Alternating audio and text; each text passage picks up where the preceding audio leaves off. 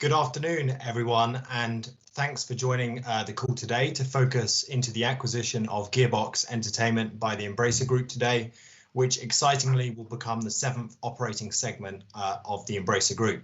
My name's Ben. I'm one of the analysts who covers Embracer at Berenberg Bank, and I've kindly been asked to host the Q&A today. But before we do so, we're going to hear from both Lars, Embracer's CEO, and the Gearbox management team who are with us today. Just as a reminder, you should be able to submit your questions on the webcast link beneath the video that you're seeing now, or via the email address that was sent out in the invites this morning. So Lars, why don't I hand over first to you to run through some of the, strategic rationale, and then we can hear from the Gearbox team. Thank you, Ben, and hello and welcome everyone to this call. I'm Lars and I'm the CEO, and we are broadcasting from Sweden. I'm thrilled to have the management team of Gearbox Entertainment Company that we announced this morning that we are to acquire. I will have the rationale and the actual transaction in the end of the presentation, Ben. So with that said, and further ado, I will leave over to Randy, the founder and CEO of Gearbox. Hi, everyone. You know, there's many noble and valuable pursuits in this world, and it seems to me that more than any other motive we can imagine, what makes our lives worth living is that we can experience joy and happiness. And we are such a clever species that we have commoditized the creation of joy and happiness in the form of entertainment. And here and now, we live in an exciting age where our species has finally invented a new medium for entertainment that is the most engaging and stimulating medium in the history of our species. It's a medium that invites the audience to become interactive with the entertainer. We've developed the technology to instantly deploy products and services of our video games to billions of people around the world. And so we are very fortunate that the enterprise to which we have dedicated our lives, creating joy and happiness in the form of digital interactive entertainment, has become one of the most prized and valued commodities on the planet. In 1999, when my partners and I founded Gearbox, I knew I was dedicating my life to Gearbox's mission to entertain the world. Gearbox's mission is to entertain the world. My metrics for success in this mission have been about quantifying the number of people we can reach and qualifying the degree of gratification, the amount of joy and happiness that we have created for those people that we reach. And fortunately for our business and for you, these metrics directly correlate to sales and revenue and goodwill for continued and growing success. We've had quite a lot of success. In my seat within our Gearbox family, I've had the good fortune over the course of the last couple of decades of building many of the most loved, valued, and successful video games and video game franchises of all time. And if we were to stop here, our legacy would be powerful and lasting and without many equals. But we find ourselves in quite a different condition. We find ourselves with a thirst to do more, to go faster, and to do better. And we feel there is vastly more ground ahead of us than behind us, and we are eager to run for it. As we say inside our studio, we hunger to crush, and we are just getting started.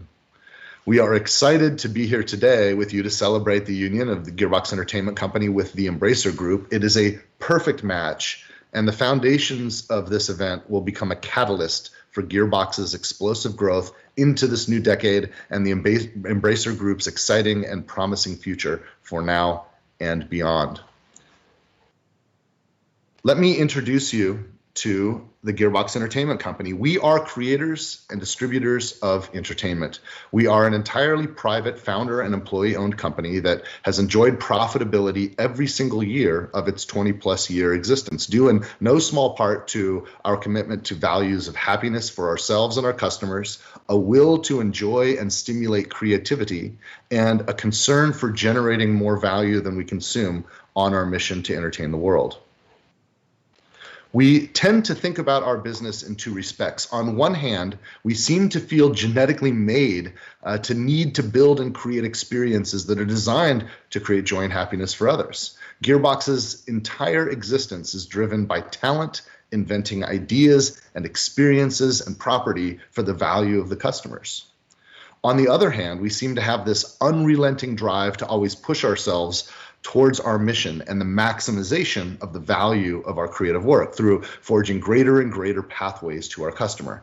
Gearbox Publishing's entire existence is driven by evolving process and technology designed to spread the value of our creations to as many people as we can in as many places as possible. And it is people who share our vision and our values and subscribe to our culture that make this happen. Our headquarters in Frisco, Texas is home to hundreds of talented and motivated leaders of our industry, and our studio in Quebec City is now over 150 persons strong and is a clear demonstration of our ability to grow our creative engine. And this is important as we prepare for a new phase of increased scale to meet the demand of all of the tremendous opportunity that lies before us. The ambition is driven by leadership and will throughout our organization and managed by an experienced and committed leadership team that of course includes myself, and I'm going to introduce you to some of the other members of this leadership team. You will meet Steve Gibson, who is a legendary 25+ year veteran of our industry and the founder and president of Gearbox Publishing. You'll meet Steve Jones, who is the smartest, most intellectually honest and sincere man of the highest integrity that I have ever known, and he is the head of all technology at our company. Jenna Hardy is a force to be reckoned with. With years at Disney and years at Warner Brothers before joining Gearbox, she came to our family to build and manage our financial systems and practices with world-class rigor and robustness. And you'll meet Sean Heron, who, after doing landmark deals during his time at the world-renowned Marvel Studios and Riot Games, has been serving as Gearbox Chief Business Officer, which of course includes him leading Gearbox on this very transaction. We'll briefly hear from each of these leaders, and let's start with my colleague Steve Jones, who has been on this journey with me since the very beginning. Steve? Thank you, Randy. Gearbox was started by designers, artists, and programmers. We each had our different specialties, but we are all game makers, and that's still at the heart of who we are today. In these logos, you can see the evolution of our studio. As a very small team, we began by taking on work-for-hire projects, but even from this humble beginning, we sought to work with the best and most exciting IP. Our first projects were expansions for Half-Life on PC. We then ported Half-Life itself to the PlayStation 2 and created a new co-op focused expansion as part of that port. Our other ports included bringing Tony Hawk's Pro Skater 3 and the original Halo to PC. In bringing Halo to PC, we created the technology that allowed Halo's multiplayer to be played over the internet for the first time. And then for our first full title, we got to play in the James Bond universe with Nightfire. Through these early projects, we were exposed to many different technologies, multiple platforms, and got to work with several publishing partners. Building on this experience, we started work on our first original IP, Brothers in Arms. For our take on a World War II shooter, we emphasized authenticity, added tactics and squad command to the first-person shooter gameplay mechanics, and told a character-driven story about what this war was like. Our fresh approach to the genre was a critical success and outperformed competitors of the day from Call of Duty to Medal of Honor. From the successful launch of Brothers in Arms, we started on our next original IP, Borderlands. With this project, we created not just a new IP, but by integrating the progression and loot mechanics of a role-playing game with the action and combat of a first-person shooter, we created an entirely new genre. Supporting this ambitious design required us to develop a new process and toolset for building games that we've been iterating on ever since. Building on our success in creating IP, we then acquired the Homeworld and Duke Nukem properties, both of which we've leveraged for new releases like the Homeworld Remastered Collection and Duke Nukem 20th Anniversary World Tour. Those titles were also the beginning of our publishing business.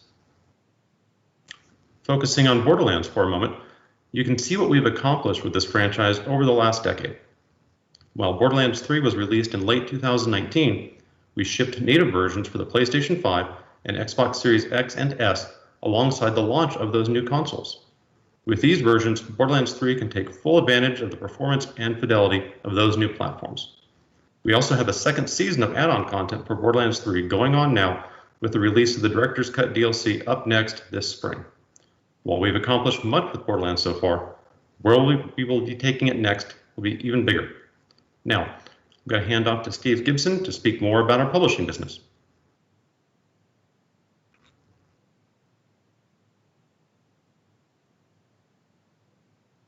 Thanks, Steve.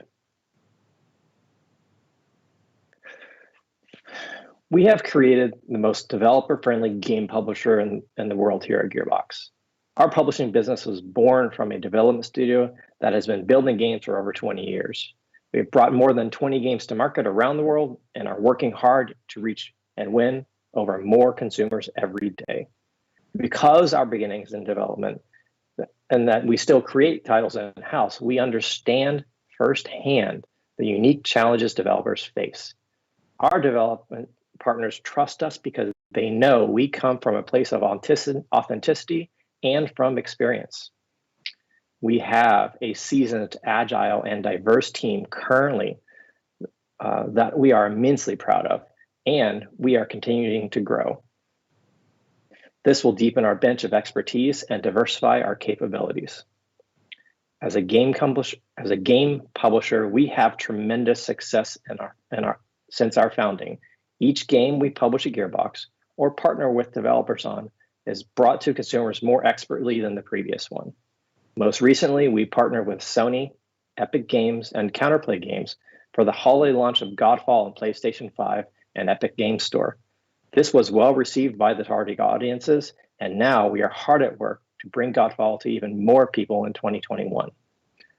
The future of Gearbox Publishing is an exciting one. For 2021, I look forward to the upcoming launches of Tribes of Midgard in partnership with Northfell Games and Homeworld Mobile in partnership with Stratosphere Games. Homeworld Mobile sets the table for Homeworld fans who have long awaited Homeworld 3, which is in active development. We have even more games in the pipeline, and we can't wait to announce those soon. I hope this shows that the next steps for Gearbox Entertainment are clear ones, and joining the Embracer family adds rocket fuel to those plans. In short, we're going to make great games and bring great games to market. Sean, you want to share some of our plans beyond games? Love to. Naturally, gaming is at the core of what we do, but we're an entertainment company first and foremost that creates world-class IP. We apply a 360-degree franchise approach to all of our core properties to fuel the passion of our fans and create new ones. Through things like t-shirts and toys from great partners like Funko, McFarlane, and BioWorld, and also film and television. Just last week, we announced that Kevin Hart is joining an already all-star cast led by Academy Award winner Cate Blanchett. The film is directed by Eli Roth, penned by Emmy Award winner Craig Mazin from Chernobyl and Hangover fame, and produced by Rod Productions, the co-founders of Marvel Studios and producers of such amazing films as Into the Spider-Verse. Our studio partner is Lionsgate. As we speak, the crew is preparing in Budapest for principal photography. It's an exciting moment for us here at Gearbox. Outside of the Borderlands franchise, we have more things in store. We have more things in store with our first IP, Brothers in Arms, and we plan on bringing that to the small screen. With an amazing script produced by Marla Studios, with the showrunner Scott Rosenbaum, from Queen of the South, V, Chuck, and the S.H.I.E.L.D. fame, we will bring an experience true to the game franchise known for authenticity, realism, and relatable characters, but also a new and fresh take both for the genre and hopefully for the medium. Expect more and more news from Gearbox on our ambition to entertain the world through film and television in the coming months and years. I'd love to hand it over to my colleague, Jen Hardy, who will walk you through our finance organization. Thank you, Sean. Okay, so I'm so glad to be presenting to you today. This is an incredible moment, and we are looking forward to the future. When I joined Gearbox 4 years ago, I was excited to join a proven studio. During my time here, I can tell you that excitement has been joined with a remarkable feeling of pride. Gearbox has an amazing track record and an exciting future.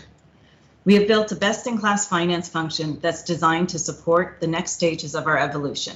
I can say with confidence that as Gearbox grows, our business will become more complex and more valuable, and we're prepared for that today. We can already run with the best of them, and our world-class finance system and processes are poised to grow and scale with the business. As Randy touched on earlier, Gearbox's core values are happiness, creativity, and profit. And because of a core value of Gearbox has been profitability, we've been able to achieve an unbroken record of ending every year in the black. This fundamental principle of making more money than we spend has allowed us to invest in world-class talent, content, and our infrastructure. And it's these strategic investments that have allowed us to recruit and retain the most creative and talented artists, storytellers, and professionals in the video game industry, leading to great results. Looking at Borderlands 3, for example, yes, it was critically acclaimed, but it was also a commercial success and added momentum to what we will continue to build on. With that, I'll pass it back to Randy. Thanks, Jenna. Well, thank you to everyone who is joining us on this call and sharing your time. I'm glad you could join us for this brief introduction to the Gearbox Entertainment Company and some of its members of our key leadership team. We're very excited to join the Embracer Group as we forge ahead towards our next step. Before I pass it back to Lars, I feel compelled to share with you my perspective that Lars's vision of Embracer as an allied partner group committed to fueling and accelerating the ambitions of a series of decentralized, successful entrepreneurial member companies while magnifying the collective value and advantages of diversification across the entire group, it's the most brilliant strategy and design for short, medium, and long-term success in this industry that I've ever encountered in my 30 years in this business. The feeling at Gearbox is that we are just getting started. When we talked about this move with our team, the energy in the room was palpable. The excitement is there. This transaction is not merely a stimulant for the talent of our employee-owned company, but a propellant for the exciting and powerful future we have planned together as part of the Embracer Group. Thank you. Lars? Yeah, thank you so much, Randy, and thank you everyone for a very, very good presentation. Before leaving over to Ben, I would like to just take you through the actual transaction, the merger, because that's how I see this, that it's more of a merger than an acquisition, and obviously getting to know you, and we are sharing this long-term vision that in this actual transaction has been extended to a 6 years transaction. But I think both me and Randy would aim for working longer together than the 6 years defined here. So taking the overall transaction, we have a maximum consideration of close to $1.4 billion. So the upfront consideration makes up of $363 million in the enterprise value, whereof 175 is paid in shares and 188 in cash. Then we have a 6 years alignment of, here's a summary of the actual transaction, a very brief summary. So we have up to 300 million over 6 years, condition on what we define as operational targets, meaning in general that making games and staying on board. And then we have a further 715 million over 6 years, condition on financial targets. Need to take control.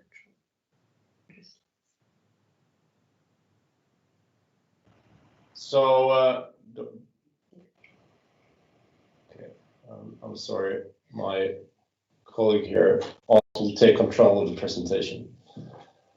So I'm super excited to, having Randy joining and the management team, but as well as all the employees. We are here together to build this, and I will support you with our resources. And you already built a fantastic business that's been profitable over 2 decades. And And looking at the current business, 2020, you had a growth from the year before.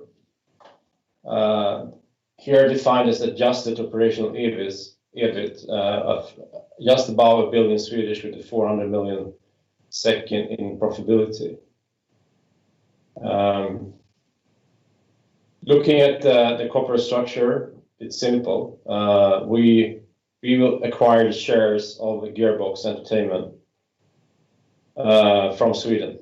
And Randy and the management team will be reporting directly to Sweden, and they will be an independent seventh operating unit within the group.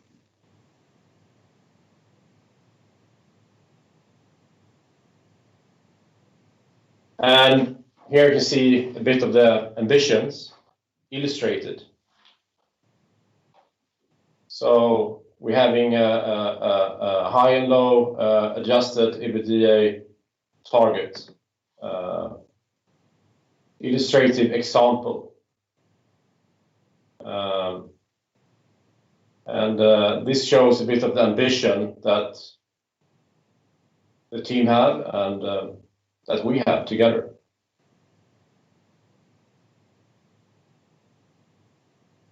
And from my perspective, or from our perspective, by looking at Gearbox, I will not talk about, the IPs and the business itself, because I think you brilliantly have done that already, and you will do that in the future.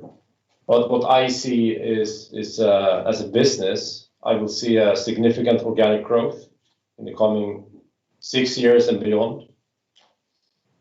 I also see the opportunities. I know Gearbox historically hasn't, been, acquiring in the same, light and speed as Embracer. But I'm sure you have friends and partners in the industry. I'm not saying that Gearbox are to become an M&A monster, but I'm saying I think that there is an opportunity. And, that's the resources we have at Embracer, and I give you that opportunity. Perhaps you have creative talents that would like to join the Gearbox family. And I will support that. I think it's important to point out here that, Gearbox is an independent business. It's led by Randy, it's led by the management team. He built an amazing relationship with the industry over, 2 decades. And that will remain strong and unchanged. Becoming part of Embracer will create a lot of opportunities. And we are not forcing synergies, but I could see the long-term synergies. If there's a will of the management and the employees and the company to engage with the wider Embracer in terms of distribution in part of the world or platforms, publishing, development resources, and IP utilization. And obviously, we would have a business intelligence and many other things we could share across the group. So, with that said, I would like to leave over to Ben. Great, thank you very much for that. That was great. Just as a reminder, you can ask questions on the webcast link beneath this video, or via the email address that was sent in the invites earlier today. So perhaps I'll start, Randy, by asking you probably quite a simple question, but also quite a complex question at the same time. What is it that attracted you most to joining the Embracer Group? I mean, I can imagine, you've self-funded this business with the team. Over the years, there were probably no shortage of opportunities of investment or businesses trying to acquire you. So I always like to hear firsthand what attracted you most. If you had to mention one thing, perhaps beside Lars's persuasiveness. It's a great question. There was a moment about 5 years ago when Gearbox began proving its ability to create a publishing business that with that in hand, with access to the customer, both in platform and in retail, whether it's digital or physical, it became pretty clear. We saw pretty clearly that our limiting factor was going to rapidly shift from the kinds of games we wanted to make to just the capital that we could deploy to fully take advantage of the opportunity that we had and what was before us. So we kind of began this process thinking that our immediate objective was about getting access to capital. And I will tell you that going into that, the concept of M&A was about as far from my mind as you could possibly be.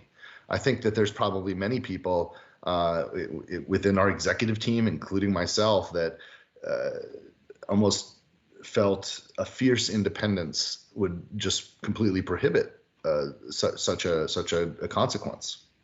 And as such, the first time that I think we interacted with Embracer as a business concept was a couple of years ago when we were out looking for capital. And I was blind to the possibility, and I've learned a great lesson there because I had lived in a world where there's a friend of mine who has a show that he did that's just now on Hulu called In and of Itself, and every entity out there just looked like a dog, and here was not a dog, here was a wolf. And I could not see the difference. And it took my allies in the executive team to help me realize that, I had a lot of cynicism about the kinds of drivers of this industry that when they look at a company like Gearbox or the companies that they tend to acquire, they look at them from a purpose of like capturing and controlling and sort of almost stripping its value. Maybe there's an IP that's really interesting. Okay, let's maximally exploit that IP to the detriment of all other possibilities of ambition. In fact, this idea has almost become a virtue in the industry. We tend to look at it as like, well, we need focus. And of course, focus is important. We can't succeed at anything without sufficient focus. But Lars has started with a completely different concept. I did not realize that Lars was not like the suits that I'm typically interacting with at that level in our industry. Lars realized that the power of this business is about creativity having the ability to take creative risks and to be disruptive with entertainment. And the things that are disruptive right now are coming from the middle. Yes, there's huge amounts of value from the big properties that we can trust, and Gearbox obviously is a part of that with our Borderlands franchise. But even Borderlands itself would never have existed but for an intrepid risk at a lower stake to try to do something that no one has ever done before. And when we see what's actually going on in the wider industry, everything from transformative, disruptive games from Minecraft to Fortnite, these things don't come from staying safe. These things come from creatives that know how to do what we do and are hungry to try to make something meaningful in the world of entertainment. And if we have the support and fuel necessary and some safety with diversification and measurable, responsible risk tolerance, let the creators run and chase. And this decentralized approach of independent ambitions that can attack a wide industry from a lot of different vectors is absolutely brilliant, and I don't see anything like it anywhere else in the industry. And once I saw this wolf for what it was, I just wanted to run with it. Wow, that's very helpful and interesting to hear your view on that. I mean, when you spoke about one of the important things driving your decision about the access to capital as well. But Lars also saying that he didn't envisage Gearbox becoming an M&A machine. Does that mean that this access to capital is more for organic investment in development capacity to either expand the number of titles you're working on or just enlarge the size of titles you're working on? I think, Randy, if it's fine, I can answer that one. Okay. Sorry, Ben.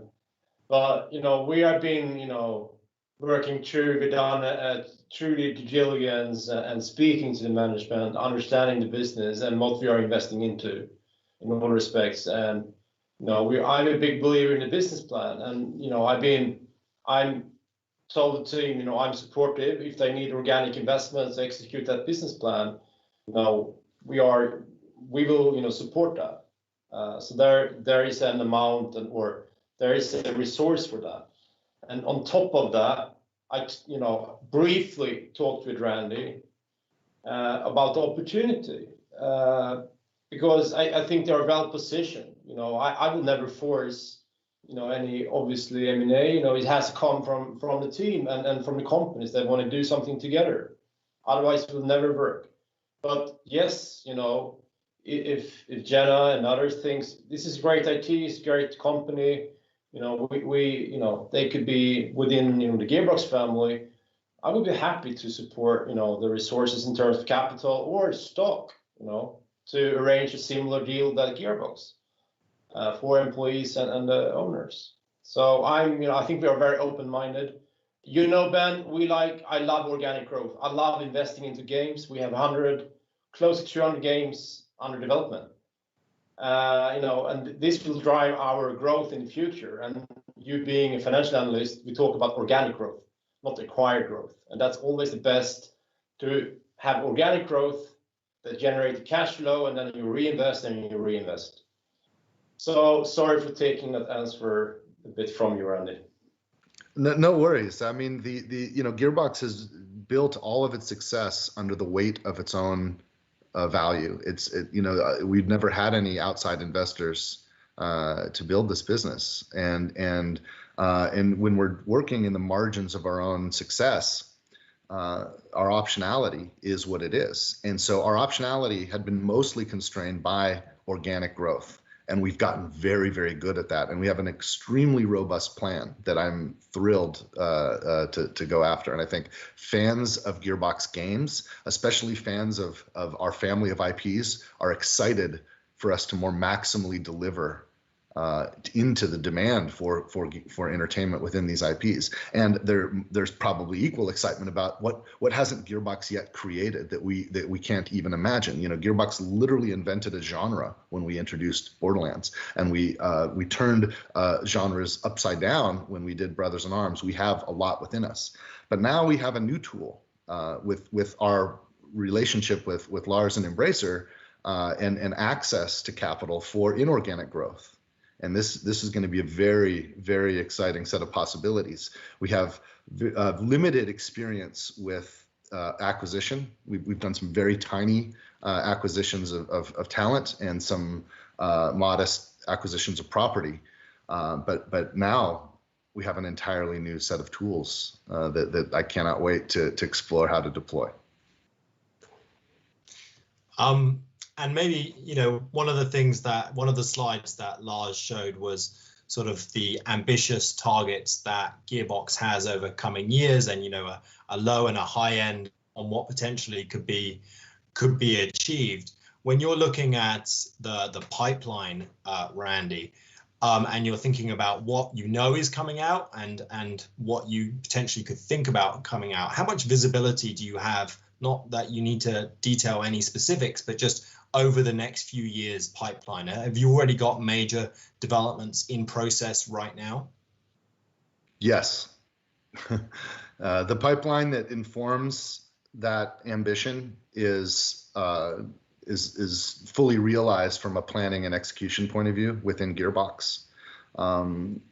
There's almost certainly potential beyond that we have yet to explore, but what we're planning and counting on, we have a lot of confidence in. Okay. I need to remind Ben that this illustrative is not a financial forecast from Embracer. It just illustrated to the transaction. Yeah. We need to make a differentiation here for investors. We gave a forecast for the 3 businesses acquired or merged this morning, combined for next financial year. Sorry for being boring. Yeah, these are what the earnouts are structured on, right?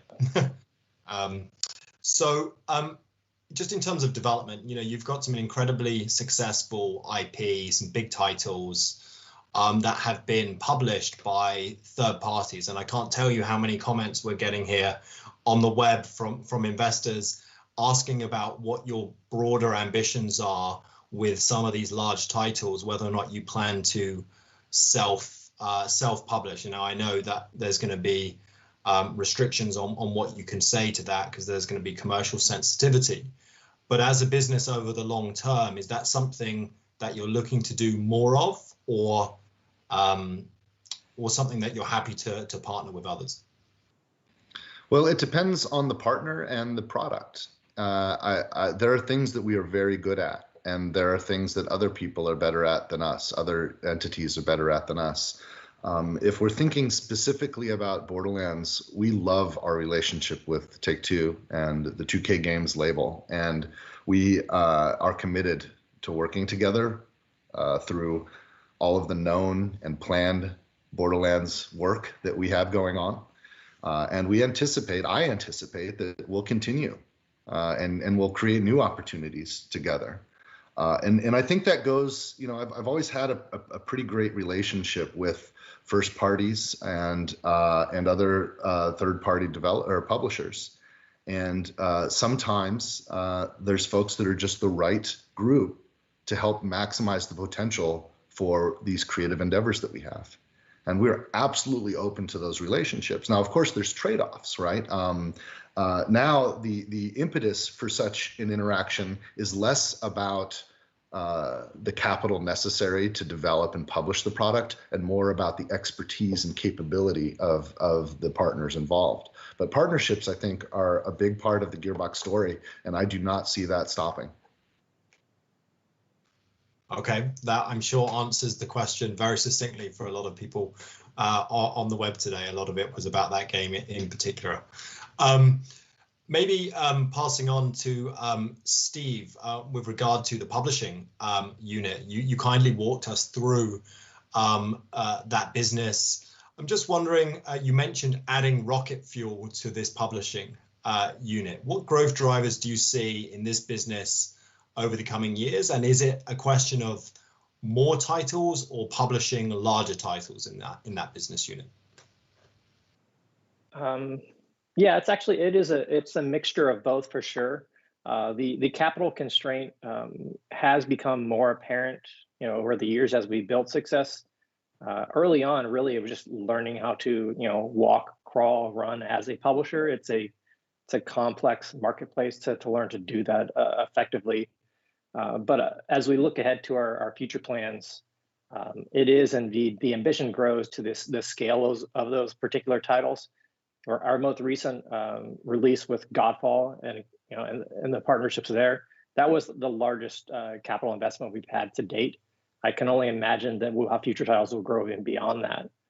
So the partnership with Embracer of the capital access, and also the potential partnership with Embracer, family members, that is exciting to us.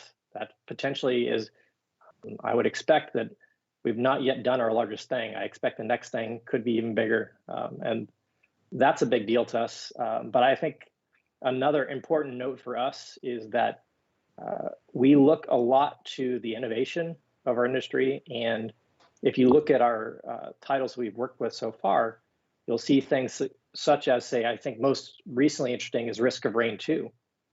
That was a 3-person studio that we partnered with that's gone on to sell millions of units in collaboration with Gearbox. So I don't think that we will just start going bigger and bigger every time. We have an eye towards innovation, and that comes in all scales. And you are seeing in the industry, we're hearing, whether or not it's Frontier Developments or Team 17 in the UK markets, or other businesses that are creating their own, in effect, publishing labels. Are you seeing more competition for that, really, to partner with really good developers, or is it something that you've already got very strong relationships with a set of developers that you're looking to work with over the next few years? Yeah, I do like the reward is really for creators, right? So being a publisher, I mean, not to do a disservice to what being a publisher is really a means to get those creations out to the world. So I'm really excited to be, in a competitive market where creators can look at the different publishers and who are that right fit. Much like Randy was talking about when we're thinking about our IPs, it's working with the best partner. So as we build our expertise, we can be the best partner for a lot of folks. But I'm not about to come out here today and say I'm the best partner for every possible game maker. But it's also exciting to us that the tools and technology to create are getting better and better. There's more and more creators being built every day. And that is, like, to me, there's an infinite amount of space for people to be game makers and, to partner with game publishers. So I don't really look at other game publishers as competitors. They all have their different expertise and strengths. And I'm happy to be a part of that. And I really feel like there are some game makers who would be the best absolute match for Gearbox. So I'm not concerned about that. Honestly, I feel great about the market, and I'm excited to be part of that to help creators reach more people.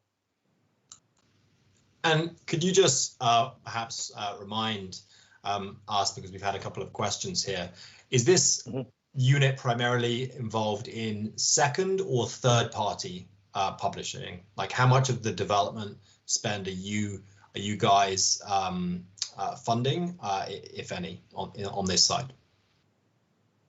We've already done a mixture, and we'll continue to do that. We have partnered with studios that are funded under their own weight and also fully funded development.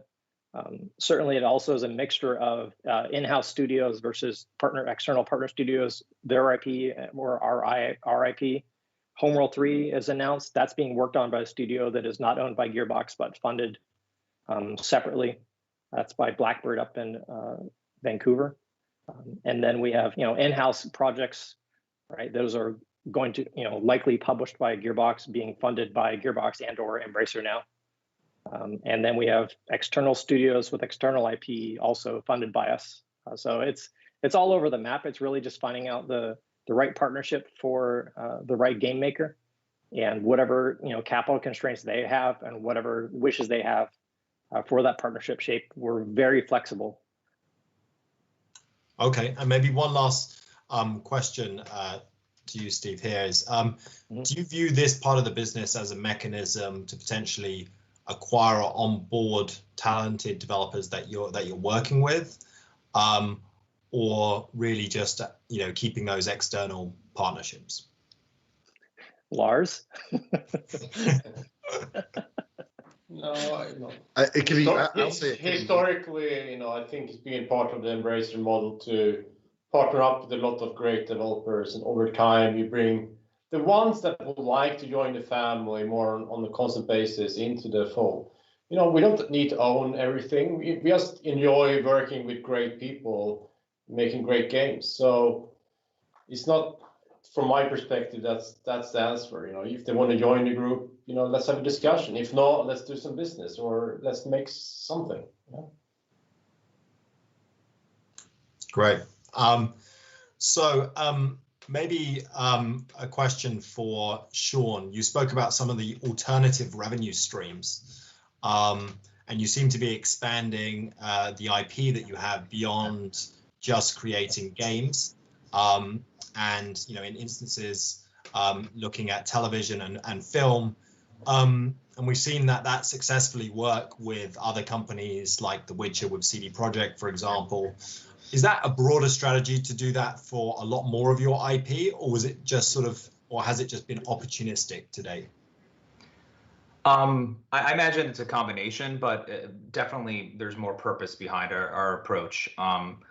We currently have obviously the Borderlands film in development with Lionsgate, but we're also investing in our own development through the Brothers in Arms series, as well as a Duke Nukem live action series. We think that our theory is the next great media and entertainment company is going to be a game company. That's the largest segment growing in our industry. It's the one that has the most interaction, and why can it not be the next great fuel that drives the next television or film series? And we're actively investing in finding the right partners to create the best experiences with our IP. And similar to how our publishing division grew, we're taking cautious steps forward to continue to grow and learn as we go. But so far so good. Like we feel like we have a lot of good momentum in that space. And we've also been actively investing in our merchandising business, fueling the passion of our gamers. Can they feel our IP outside of the digital world? And I think we did a tremendous job around Borderlands 3. I think we had over 40 different licensees across all major categories, and had, I would argue, one of the best retail and consumer product programs around a game launch that I've ever seen. And I think that will be something we're going to continue to invest in, as well as e-commerce. So, like I said earlier, is that we're an entertainment company that creates world-class IP, and we're absolutely going to be thinking about all the different ways in which we can express that IP outside of the digital gaming world. And to that point about creating fantastic IP, in the instance where you do explore television and film projects, can I assume that you just license the IP and then get some form of royalty on sales of the movie or the TV series, or do you have more engagement with it beyond that? It's a combination, similar to our approach around developing and publishing games. We're not we're agnostic in terms of what's the right approach. It really is about the right partnership. So Borderlands is more of a traditional license, but the work we're doing with Brothers in Arms and Duke Nukem, we're actively investing in that. We identified a great producing partner. We've hired writers. We've gone through many versions of script writing. We've attached talent and showrunners. These are things that we're actively investing in and doing ourselves, but that's not the one and only approach. We absolutely want to remain open. But obviously the biggest challenge in translating game IP to the television and film world is when you're playing a game, you're the one who's driving the narrative forward. So how do you create an experience that's great for the medium but also true to the IP? And it's been a challenge in our industry. So we felt that investing in that capability was the best way to ensure that would happen and in a way that we'd be happy about and our fans would be feeling this is the best authentic experience. But we definitely don't have a one-size-all approach to it. Yeah, and there's also, if I can add too, there's also some different variants, not merely in the business arrangement, but even in the creative arrangement. For example, with the Borderlands project, I have a seat as an executive producer on the project, and we're heavily engaged. And I made some Gearbox resources available to Eli, who's directing the film. And he was hungry for it, and as a result, it's actually like Gearbox artists have created over 3,000 frames of storyboard for the film, and like I'm neck deep in the story development, and it's a lot of fun, and we're learning a lot. And I think that engagement that might not be reflective of the business arrangement with Lionsgate, it stimulates more institutional knowledge about how this medium works and allows us to take advantage of that skill and that capability and understanding for all the endeavors, whether we're taking more of an active development role or a passive development role from a business perspective. So it really sounds like, from what I'm hearing so far, that it's about taking what very successful game franchises you have and turning them into broader entertainment franchises with alternate revenue streams that you can monetize to keep your audience engaged. To that point, we do have some people just wanting clarification that for example, question here: can you confirm that you have full ownership of the Borderlands IP? As one of the questions, maybe we'll go with that one first, and then I'll move on to the next. I'm not sure if we, need to go into details, on legal questions. But if you want to do that, Randy, for games, it's fine, but you don't have to. Yeah, I mean, we have a relationship with Take-Two where we have agreed on certain rights for exploitation of the IP. The IP is a Gearbox IP. I mean, it says so on the. You can read the legal line at the bottom of any Borderlands product. but that relationship for the things that we've done so far is meaningful and valuable to us, and it reflects a relationship that we expect and are eager to have going forward. But the ownership of property is clear in the legal lines of the product. So you can just look at that small print and you can see the copyright and trademark ownership pretty clearly. Okay. And we've got another one here just in terms of, are your immediate growth plans more focused on new IP launches or growing your existing franchises? On the gaming side, that is. Without, you know, being specific about like percentages of things, I will say that the strategy, the larger strategy is to maximize the IP that we have, and there's a huge amount of headspace there, and simultaneously to create new IP. And as new IP proves itself, then our models for how to maximize become useful to go after it. So we have a lot of room to maximize IP that we already have, and we have power and capability to create new IP. And then what we do with it, of course, is also there's a spectrum there. We have there's a lot of evidence of our ability to create, you know, AAA premium video games, but we also have ambition to explore adjacent business models, adjacent platforms, and expand territorially.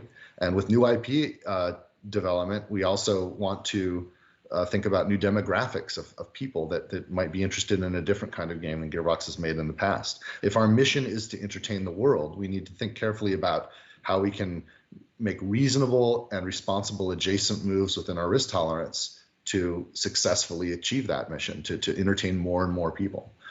Borderlands is a tremendous success, but measured against the possible number of people there are in the world to entertain, we have a huge amount of work to do. And we're not going to be able to get there with one IP alone.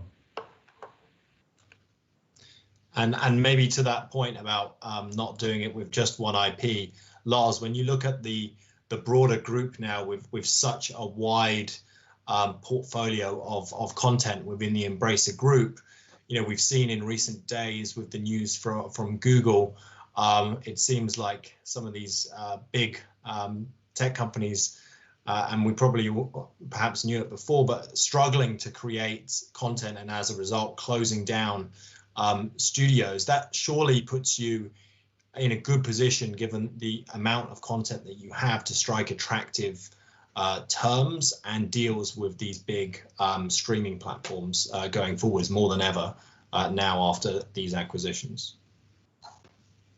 Sure, you know, we love doing business with these new platforms. You know, they're coming in with fresh ideas and money and marketing.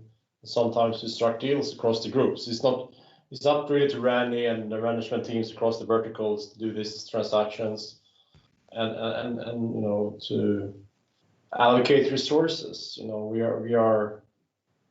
You know, we in general, our groups are not experts of running platforms or end consumer huge, you know, internet services. So you know, our businesses are more about, you know, creating content, obviously. So makes perfect sense. And okay. I'm sure we will see, you know, new people enter and people moving out. And that's the beauty, you know, there's many different venues that needs our content. Okay, and maybe just we've had some questions regarding the you know, the revenue streams for Gearbox and sort of what portion of it is sort of full game sales versus in-game transactions, and have you monetized that revenue stream to the full extent possible, or is there still a lot more to do on that front? Yeah, so now talking group accounting, on K3 level, on Swedish level, we always have this delicate, you know, is it an own project that we're capitalizing, or is there something else? And there's a, you know, it's a huge chunk in between. And I think, you know, right now, and the numbers we are disclosing, you know, Gearbox do have a what you can define as a work for hire and then royalty revenue. And that's the same as, you know, you have seen today in the presentations. but that's one bulk of it. Obviously, then looking at publishing, there is various revenue streams. I don't know if this call is the right venue to run into those details, but I'm looking here to present this with Gearbox over the coming decade, so we will have plenty of time. Okay. Perhaps I'll ask one more sort of broader question, Randy, because it seems like we've asked most of those from the web and my own questions. But maybe I'll finish off from my side with just, when you were looking at joining the group and doing this merger, how much interaction have you had with the other parts of the Embracer group so far? Like with maybe Matt at Saber, for example, and do you anticipate that was a core part of your decision making for joining the group, is having that sort of know-how that you can lean on from other parts of the business as well, or was it really just sort of the access to capital and that rocket fuel that you can get from Lars? What's interesting about Lars' strategy is that, in fact, we've already worked with some of the other groups within the Embracer group. When we were starting out as a publishing unit, we had a lot of distribution capability in North America that we were able to create very quickly, but not as much in Europe. And our friends at the Koch Media helped us distribute a couple of our early published titles in Europe. And that was before it ever even occurred to us to consider a relationship with the Embracer group in this way. And of course, Matt's great over at Saber, and he joining the team there is Tim Willits from id and Todd Hollenshed from id Software, and I've known these guys for decades. I mean, we were part of the creation of the first-person shooter genre here in Dallas, Texas. We're all part of that story together, and we feel like we're brothers in arms. So there is some relationships that were in place even before this transaction, and while it wasn't the relationships that drove me to it, the fact that they exist and give me insight and confidence that as I began to see the picture of how powerful this wolf is, it can be validated that it is as I was beginning to see it. There's no illusion there, and that increases the confidence and the excitement of taking advantage of this opportunity of this nexus from Gearbox and Embracer coming together. There are other groups that I'm not as familiar with, and one of the things I think we've already had some brief interactions, but I think there's opportunity that we have yet to even notice that we will discover as we begin to interact more within the group. One of the neat things about this decentralized kind of independent approach is there's nothing compelling us, to push ourselves together. But if any two parts of Embracer feel there's value and opportunity there, obviously the friction is near zero for us to actually act on that, and so we can do a lot more that we may not have noticed without this, and there's a big advantage to that's sort of embedded within Lars' strategy that I really admire and I'm excited to take full advantage of. Great. Well, from my side and from the questions that we've had here, I'm sure that's been incredibly insightful for investors and analysts on the call today. It certainly has for me. So thank you, Randy, Steve, Sean, and Jenna. Maybe Lars, I'll just pass back to you for any closing remarks here. No, thank you very much, Ben, for preparing this and taking the time. And again, very welcome the whole Gearbox, not only the management being in this call today, but the overall Gearbox in Frisco and Quebec. You are very welcome to the Embracer Group, and I'm looking forward to meet you over the coming decade in various instances. So thank you very much for taking the time in the call today, and I'm looking forward to see you soon again. Thank you. Thank you.